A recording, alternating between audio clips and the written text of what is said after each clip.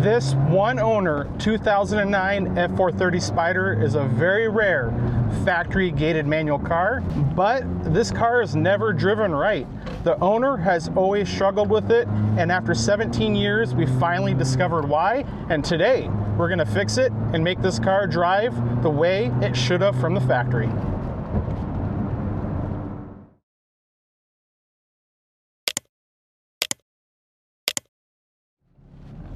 Now this particular F430 is actually a pretty rare car.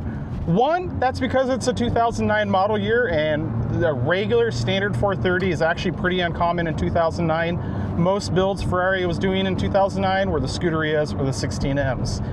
Additionally, it's a factory gated car, which those are rare in general for 430s, but the fact that this is such a late production within the last 2 months of production of 430, that it came with a factory manual, incredibly rare car.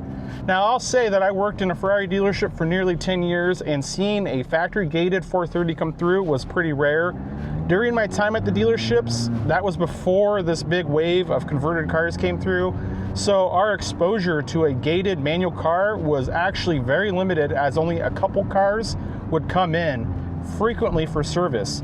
And I will say that this one car in particular right here was probably the car that I had the most seat time and experience in of experiencing a factory gated manual car. Now, I will say that one of the most common things that I get asked in regards to a 430 is everyone wants to know, does the gated manual transmission really make a 430 that much better than an F1 car? I have always struggled to answer this question because I was never really impressed with them. I would drive them and it's hard to tangibly explain why. All I could really say is they just don't feel right. It feels like something's missing. It doesn't feel natural. The best way I could describe it is it felt like the 430 was built as an F1 car and adapted to be a manual, where a 360 was built to be a manual and they adapted the F1 to it. Manuals and 360s, I love them. I prefer them over the F1 systems. They drive great, they shift great. 430s, I could never exactly put my finger on it, but they weren't just right. So this particular car we're driving right now, it is still in its factory configuration. And one thing I want to note, watch our tack. I'm just driving casually and shifting gears, and watch the decay rate. When I shift, you can see that our RPM almost goes back down to idle when I'm shifting casually and gently, which makes it a lot harder to drive the car because you have to pick the RPM back up. That's one of the things I've noticed, is that's what just seems off and a bit unnatural in this car, and just doesn't seem quite right. As you can see, it pretty much just falls down the idle. Now, another thing that I haven't really enjoyed about these particular cars as factory gated manuals is the throttle application. It almost feels very binary. It's very hard to get moderate throttle, and it just doesn't feel natural. Obviously, these are a drive-by-wire car, just like a 360, but it felt like an afterthought. It doesn't give you the feel and the feedback that you're looking for, and that in a combination of how the RPM drops in between shifts, these cars are difficult to drive casually like we're doing right now. Sure, if we're taking this car on a track and we're pushing it at 10 tenths, not a problem. But when you're in an urban environment just trying to have a nice casual drive in the car like we are here, it does take a lot of your attention and focus to drive the car, drive it smoothly, and just have an enjoyable experience. You have to be far more engaged with the fact that this is a stick shift than you normally do. I mean, our clutch application feels great, our shifter feels great, all the linkage. It's really to do with our engine RPM, the speed, the rate where everything falls. I think it's for those reasons on how this car drives that I've actually had a bit more of a bias towards the F1 430s than the gated cars. Now, not too long ago, we went through and converted that 2008 430 Spider with a Cambio Manuele kit from an F1 to a manual, and I ended up putting the 360 Trev software in that car, and it drove absolutely fantastic. Once I was done with that car and I drove it, I was like, made me rethink everything I thought about 430s. And like, this car drives great. I don't know why I had this negative connotation of a gated 430. This car is everything it should have been and more. And fast forward a couple months later, I picked this car up and I'm driving it home from the client's house, and I'm thinking to myself, man, this car doesn't drive good. This is not the same experience I remember with that converted 2008 430 we had, and it kind of got me back to like, I just don't feel that the gated car is right. Well, long story short, I have come across the reason why I have that perception, why I feel this car doesn't drive right. The client even mentioned to me that this is the hardest stick shift car he owns to drive. And well, I have all the answers. So let's head back to the shop. I'm gonna explain to you why, and we're gonna fix it for good and make this car drive the way it always should have.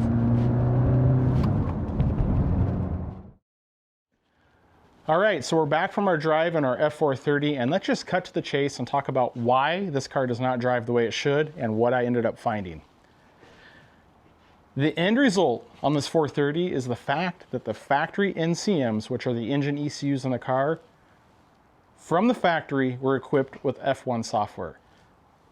Yeah, believe it or not, the factory did not put the proper ECUs in the car, so we're kind of driving, like, electronically wise, a hodgepodge of a car, because everything else in the car has the proper software for the gated manuals, and that's mainly within the instrument cluster. You need to program that and tell it if it is a F1 car or a manual car, so it knows how to handle the display.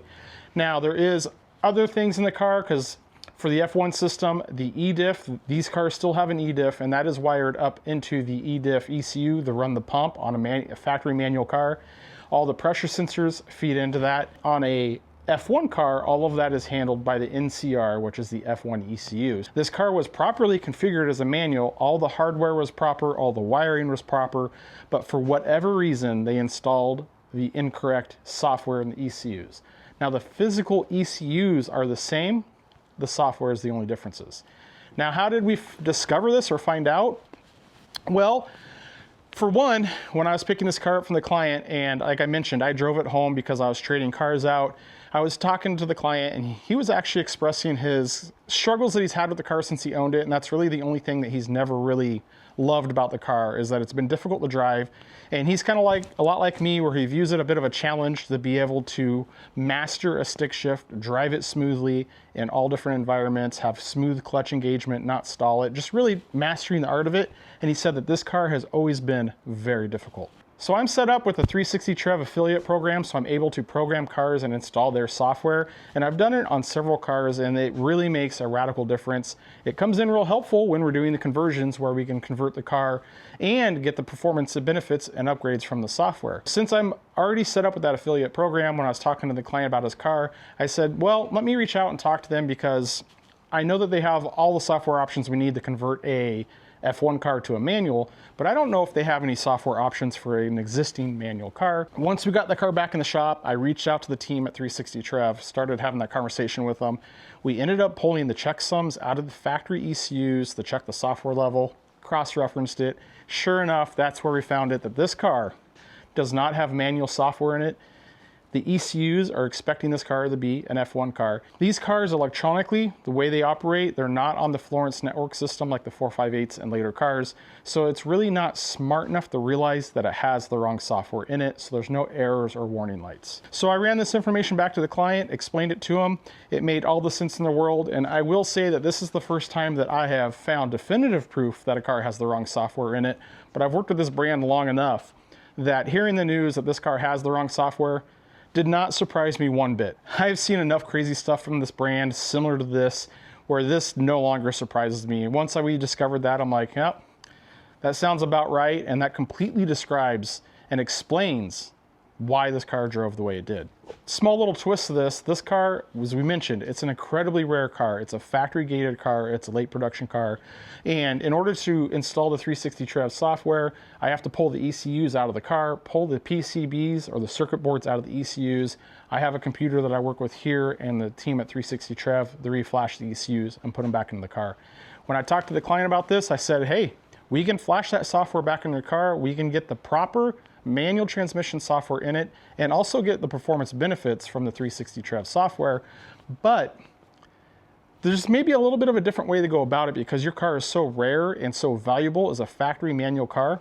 How about we secure a spare set of ECUs and reflash those, put them in the car. That way we can keep the factory ECUs, even though they're wrong, We can keep the factory software and the factory ECUs of the car.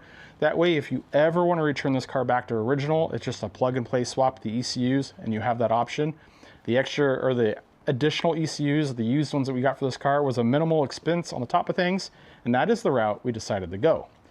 So you can see I have them right here. Here's our ECUs. I've already pulled them out of the case. I've worked with the team at 360 Trev to reflash them. You can see I have everything labeled here. Mind you, I have my VIN number right there covered up. So I have it sticker on there indicating which side of the ECU goes to and the fact that it has been reflashed. This right here, or I should say both of these ECUs, one for each side, is going to completely transform this car. And I'm very excited to get them in, get it installed, get the car back in the client's hands so that way he can finally enjoy the car the way it was meant to be. Now to get these ECUs installed, we just need to come back here and move our seats and actually just remove this carpeted panel here on both sides. And at that point, there's just a couple small brackets. Our wire harness will swap our ECUs in, get our already programmed ECUs installed into the car. We're gonna go through and run through a throttle calibration. I'm gonna hook my tester up and clear all the errors out of the car to make sure it's fresh, get everything taken care of.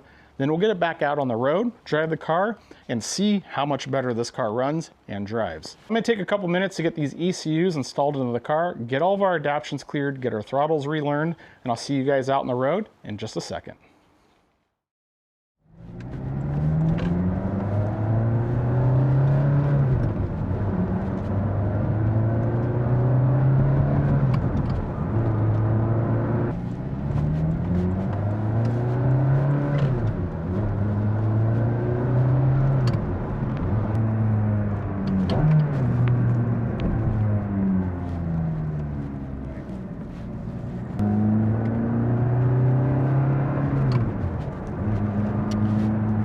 So we got the new ECUs with our 360 Trev software in the car, and I can tell you that the difference is immediate and quite dramatic actually. It made a really big difference on the way the car drives and responds.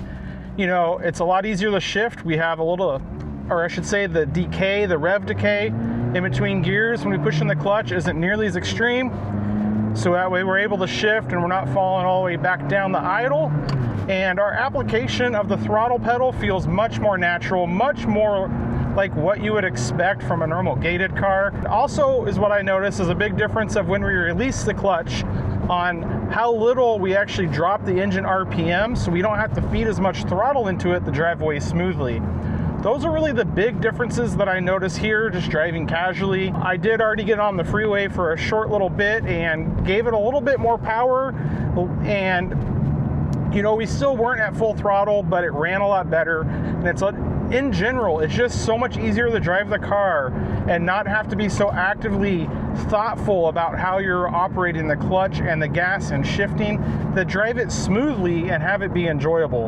And that's really what we were going for. Before the software, you still could do that, but it took so much brain power to actively be thinking about what you're doing to drive the car smoothly, and that's really what felt unnatural about it. It was really a lot of work to drive the car nicely, and now it's just smooth. Yes, you still have to actively be engaged, but it's not nearly like it was before. And we also gained quite a few benefits from the software on top of making the car drive like it should. For one, there is performance enhancements in the software. So they're able to fine-tune the fueling maps and the ignition timing to give us more power, adjust the variators and our variable camshaft timing as needed. So we do gain a horsepower benefit from this, or a horsepower increase. When I'm talking to clients about the software, I always say that's a small benefit. That's not the main reason why we're doing it. This software, since it's aftermarket, they have a lot less restrictions to work around when they create the software for the car.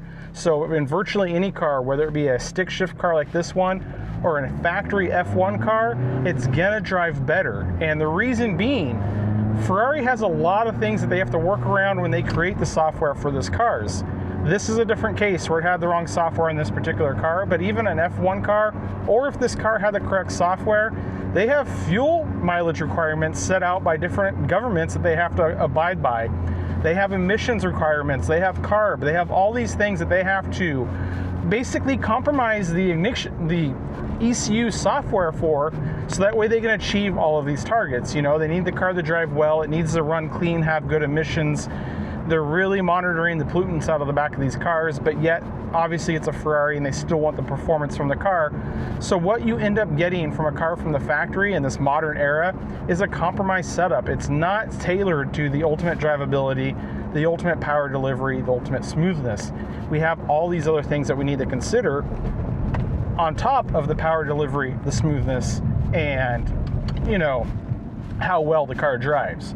So when you go and get this aftermarket software like we have from 360 Trev, they don't have to worry about any of that stuff. They can optimize the software to maximize the performance of the car, the drivability of the car, and how it feels. And that's why everyone has a Ferrari. We're not after fuel mileage. We're probably not as concerned about emissions. So this software, give it a little power here.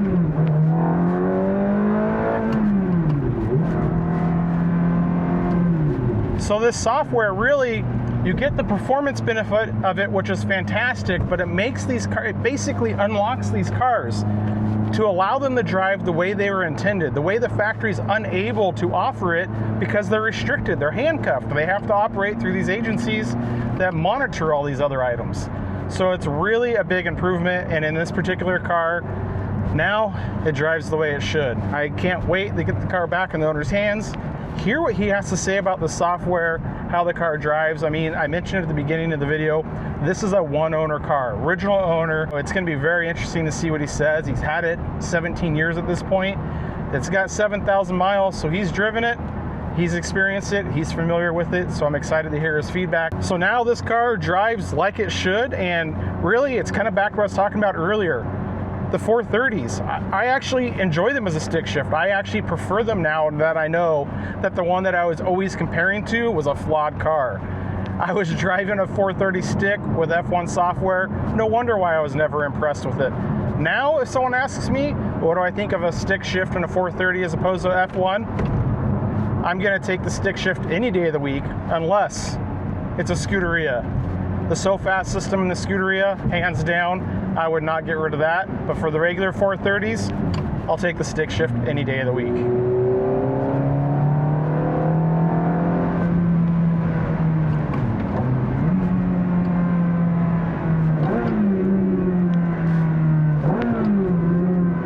And that right there is another benefit of our software. If you guys are listening carefully, a factory 430 will not allow you to heel toe downshift. With their software, they've unlocked that potential.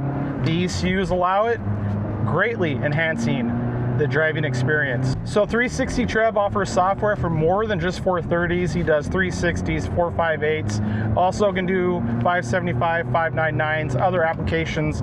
So there's a lot of different cars that you can install this software in and really make a dramatic difference. Whether you're converting your car from an F1 to a manual, whether it's an F1 or manual, doesn't matter. The software makes a big difference, unlocks a lot of performance, and really just makes the car drive the way it should. So I'd really love to know how this car ended up with the wrong ECU software. Did Ferrari just grab the wrong ECUs and put it in? Was it a small oversight?